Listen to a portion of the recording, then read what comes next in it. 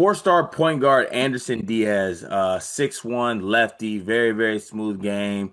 I believe he's from New York originally, but does have Dominican heritage as well. Talked about some of the schools that he is currently looking at, hearing from, and possibly, looking to move forward with his recruiting trail. The 6'1" point guard, like I said, talked Illinois, Louisville, Arkansas, UCLA, and Auburn. He's currently playing with OTE. They just had the OTE combine, I think like 2 or 3 weeks ago.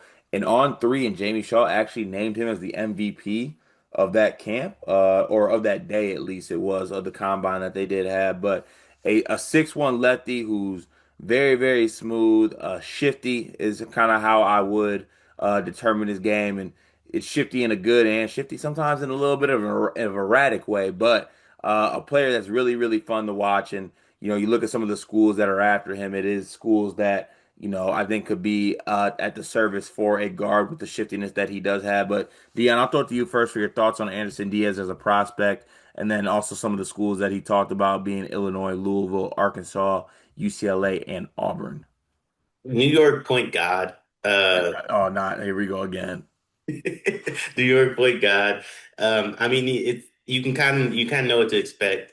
Um, Very shifty. I love his handle. He plays at a great pace. He has a lot of, I'll call them like scoring. Like he has the ability to score. He's very creative with how he scores. He scores at a good level. But with New York point guards, there's a few things you can expect. Defense optional. Uh, Defense very optional. Shooting, I like to call it developing. Does it ever develop? Sebastian Telfair, not really. But like the shooting's definitely in a development spot for him. But he's very creative with how he scores.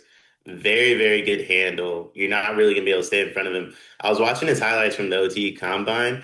One of the highlights, he just double dribbles. So they just mm. let them do that in OT, I guess. But it was just a clear double dribble, and the guy's like still trying to defend him. I was like, what's happening here? But he's very shifty. I mean, if it's a one-on-one situation, I think he can go get a bucket whenever he wants.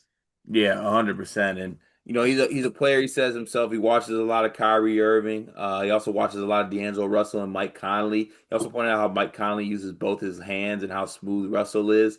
I mean, he's a player who, I mean, his Twitter name is Top Shifty. So like, you got to kind of expect that type of game out of a player like this. Now, he said right now he has offers from UCLA, Illinois, Syracuse, Auburn, like the schools that I did say. Hasn't done any visits or anything like that going into his junior year. Talked about, obviously some of the things and the relationships that he has with these coaches, Coach Cal being one of them, to Hot Pettifer, who's his guy at Auburn. He also talked about how his relationship with Illinois is great and that Coach Orlando is close from around where he's from. They have a great relationship. So, and he has a good relationship with his dad. So, are there any schools out here that stick out to you right away? I mean, obviously there is a connection with Illinois here. Dion, how's your job going? Beginning of the school year, everything's like a little up and down. One of the biggest issues we've had is we can't find any uniforms for our girls' sports teams.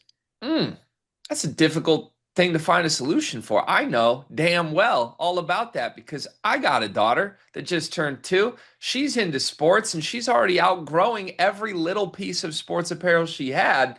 Thankfully, I know Clara Kate Creations. Clara Kate Creations was started by a former high school teacher who quit because it wasn't cost effective to send new twins and a 2-year-old to daycare. She found it easier to make girls' sports apparel than finding it to buy.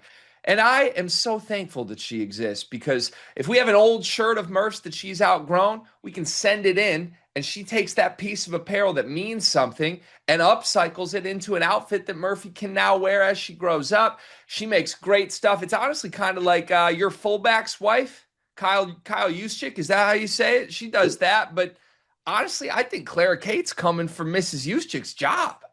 I love that. I'm a big Juice guy, love his wife. Love Claire Kate even more than both of them, though. You can send in your own custom ideas and she will come up with a design. She's just the best. Look up Clara Kate Creations on social media, Facebook, Instagram, and more. I don't like that we're in an era where point guards watch D'Angelo Russell.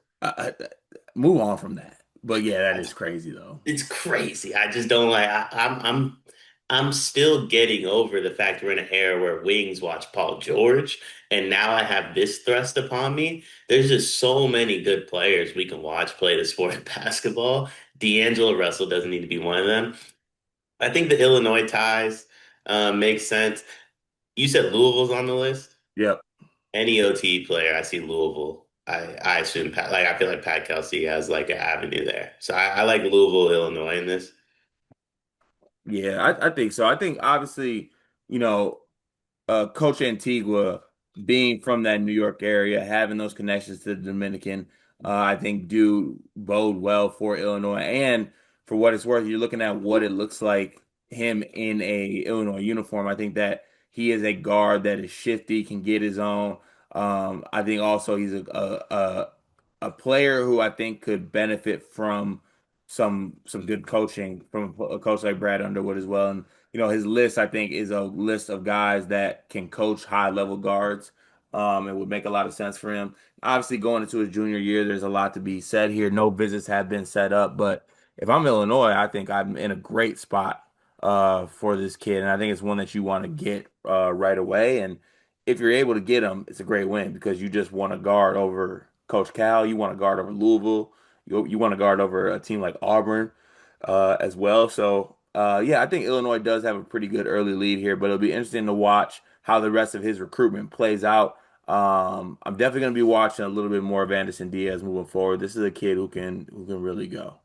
Yeah, he can go. And I also, what I like about the Illinois connection is that would also, I mean, we have no idea. Do we know how long Petro can play? No, absolutely. I'm not even gonna guess either. I'd assume 2 or 3 years. So like that would either be right. He would have 1 year of Petro, which I think would do him a lot of justice, or he would be the right away Petro replacement, which I'm also okay with. I think either way, like it's a good spot for him at Illinois. It kind of lines up with his timeline of what he's looking for too. Yeah, 100%. We'll be sure to be tapped into Anderson Diaz's recruitment as it moves through and how he sets his visits and things like that. But be sure to tune into the channel for more Anderson Diaz updates.